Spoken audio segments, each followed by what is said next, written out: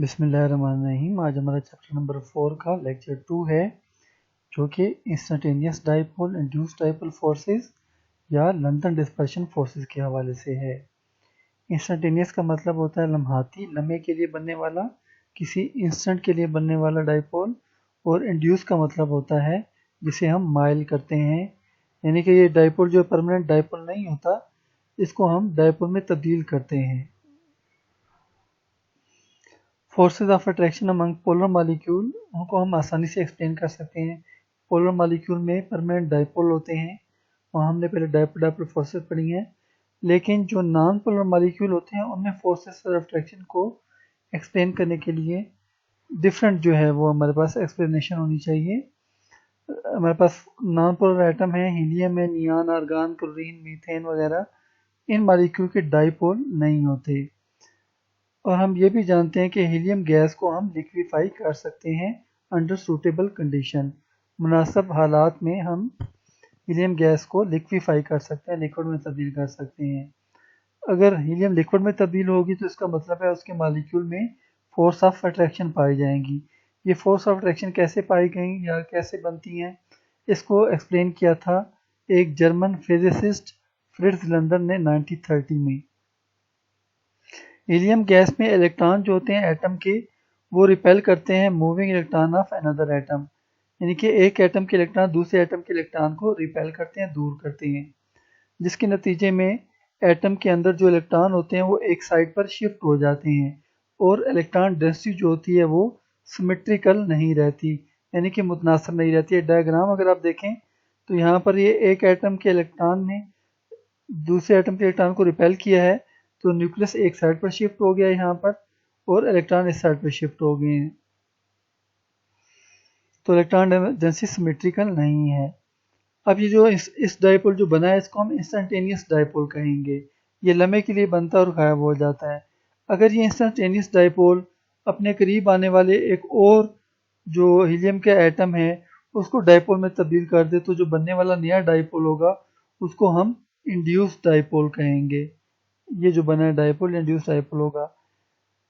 इस instantaneous dipole और induce dipole के पॉजिटिव और नेगेटिव एंड के दरमियान जो टेम्परेरी फोर्स ऑफ अट्रैक्शन होती है उसको हम लंदन फोर्सेस कहते हैं, या instantaneous dipole induce dipole forces कहते हैं। डेफिनेशन यहाँ पर दी हुई है। Temporary force of attraction produce between instantaneous dipole and induce dipole is called instantaneous dipole induce dipole forces are London forces. ये फोर्सेस टेम्परेरी होती हैं, और उसकी वजह ये होती है कि उनके इलेक्ट्रॉन हर वक्त हरकत में रहते हैं, और ये डाइपोल हरकत की वजह से डिसअपीयर हो जाते हैं, और ये डाइपोल फिर कुछ देर बाद अपीयर होते हैं किसी और जगह पर, उनके दरमियान फिर लंदन फोर्सेस बन जाती हैं। लंदन फोर्सेस हर तरह के मॉलिक्यूल में पाई जाती हैं, पोलर नॉन पोलर में, लेकिन ये फोर्सेस सिग्निफिकेंट हैं, अहमियत रखती हैं नॉन पोलर मॉलिक्यूल जैसे क्लोरीन, हाइड्रोजन और नोबल गैसेस के लिए। ये फोर्सेस वीकर होती हैं then dipole dipole forces. Factor affecting London forces, दो फैक्टर हैं जो कि लंदन फोर्सेस को अफेक्ट करते हैं: size of electronic cloud of atom और molecule, number of atom in a molecule. Size of electronic cloud of atom और molecule. Dispersion of electronic cloud जो होता है वो इजी होता है लार्ज एटम के लिए। जो बड़े बड़े एटम मॉलिक्यूल होते हैं उनमें इलेक्ट्रॉनिक क्लाउड को डिस्टर्ब करना, उसको बिगाड़ देना, डिस्पर्शन का मतलब मुंतशिर करना, बिखरना, बिगाड़ देना आसान होता है। लंदन फोर्सेस इस तरह के बड़े मॉलिक्यूल में स्ट्रांगर होती हैं। एग्जांपल हमारे पास 8A ग्रुप नोबल गैसेस की है। 8A ग्रुप जो नोबल गैसेस है, इसमें तमाम एलिमेंट नॉन पोलर हैं और मोनो एटॉमिक मॉलिक्यूल हैं, या गैसेस नॉन एटॉमिक मॉलिक्यूल हैं गैसेस के। इनके जो बॉइलिंग पॉइंट होते हैं वो इंक्रीज करते हैं डाउन दी ग्रुप।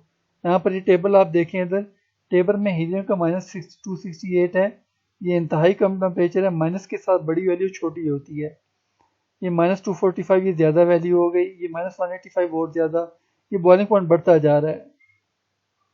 ठीक है, ये सिंबल है, ये नीचे बॉइलिंग पॉइंट है और ये एटॉमिक नंबर है इसका। जैसे जैसे एटॉमिक नंबर बढ़ता जा रहा है, आप देखें कि है तो माइनस में बॉइलिंग पॉइंट, लेकिन वो बढ़ता जा रहा है ऐसा ऐसा।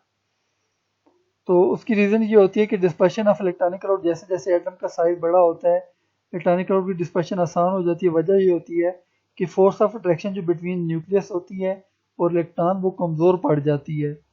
इस तरह इलेक्ट्रॉनिक क्लाउड को बिगाड़ना आसान हो जाता है और नतीजे में पॉजिटिव और नेगेटिव पोल पैदा होते हैं एटम के अंदर और एटम की पोलराइजेबिलिटी जो होती है वो बढ़ जाती है। ये इससे बॉइलिंग पॉइंट भी बढ़ जाते हैं।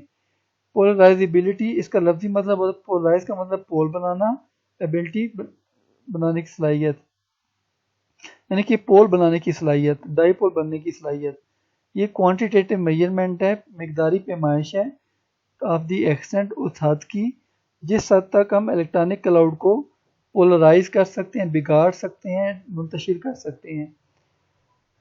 पोलराइज का मतलब होता है टेम्पररी पोल का बनना मॉलिक्यूल एटम आयन के अंदर। तो ये मुमकिन तभी होता है पोलराइजेबिलिटी जब इलेक्ट्रॉनिक क्लाउड को डिस्पर्स किया जा सके। तो जब इलेक्ट्रॉनिक क्लाउड आसानी से डिस्पर्स होगा, पोल आसानी से बनेंगे और अंदर जो डिस्पर्शन फोर्सेस होंगी वो स्ट्रांग होंगी। अब हम देखते हैं boiling point of 7A group.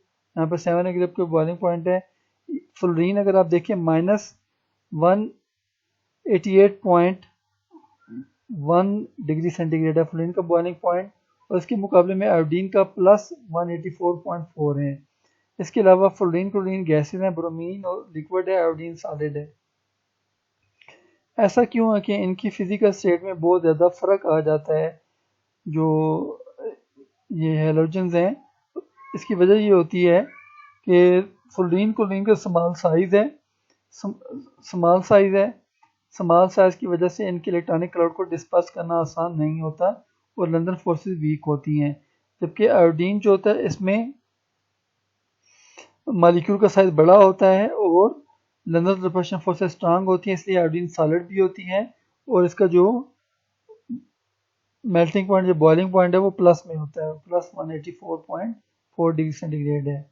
इसकी वजह यह है कि ग्रेटर पोलराइजेबिलिटी है आयोडीन की than that of fluorine. Fluorine के बड़े आयोडीन का साइज बड़ा होने की वजह से तो आयोडीन की पोलराइजेबिलिटी, पोल बनाने की सलाहियत ज़्यादा होती है। फिर आ जाता है number of atom in a molecule. तो एक नॉन पोलर मॉलिक्यूल में जो नंबर ऑफ एटम होते हैं वो लंदन फोर्सेस को अफेक्ट करते हैं, असरअंदाज होते हैं। अगर नंबर ऑफ एटम ज़्यादा होंगे, पोलराइजेबिलिटी जो होगी मॉलिक्यूल की ज़्यादा होगी। हमारे पास बॉइलिंग पॉइंट है सैचुरेटेड हाइड्रोकार्बन के कुछ। तो यहाँ पे सैचुरेटेड हाइड्रोकार्बन ऑर्गेनिक कंपाउंड होते हैं। ये long chain of carbon atom पर मुश्तमिल होते हैं। In long chain of carbon atom के साथ हाइड्रोजन एटम भी लिंक होते हैं। हमारे पास दो कंपाउंड है, एक है इथेन ये और एक है हेक्सेन। इथेन का ये मॉलिक्यूलर फार्मूला है C2H6 और हेक्सेन है एक। इथेन गैस है और इसका बॉइलिंग पॉइंट -88.6 डिग्री सेंटीग्रेड है।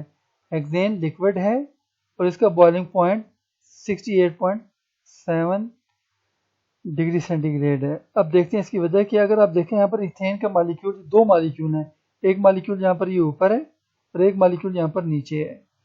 दोनों मॉलिक्यूल में दो दो कार्बन है, तो दोनों कार्बन के दरमियान जो फोर्स ऑफ अट्रैक्शन डेवलप होगी वो 2 पॉइंट है। यहाँ पर इथेन की जो चेन है 2 कार्बन की, उसमें 2 पॉइंट है जहाँ से फोर्स ऑफ अट्रैक्शन डेवलप हो जाएगी। हेक्सेन के मॉलिक्यूल में 1 2 3 4 5 6 कार्बन है, तो 6 पॉइंट्स हैं जहाँ से फोर्स ऑफ अट्रैक्शन डेवलप होगी। तो हेक्सेन जो है इसमें लंदन फोर्सेस स्ट्रॉन्गर होंगी। शॉर्ट क्वेश्चन है कुछ। Define instantaneous dipole induced dipole और लंदन रिपल्शन फोर्सेस। उसकी डेफिनेशन यहाँ पे ऊपर दी हुई है, ये डेफिनेशन दी हुई है। Why noble gases show increase in boiling point down the group. Noble gases boiling point में क्यों शो करती हैं यहाँ पर, इसमें नोबल गैस के बारे में दिया हुआ है, ये सारा डिस्क्रिप्शन दी हुई है। Why elements of halogen group exist in different physical state. Halogen group के एलिमेंट डिफरेंट फिजिकल स्टेट में क्यों एग्जिस्ट करते हैं, यहाँ पर ये एक्सप्लेन किया हुआ है इसमें। Why ethane and hexane show different physical state and boiling point.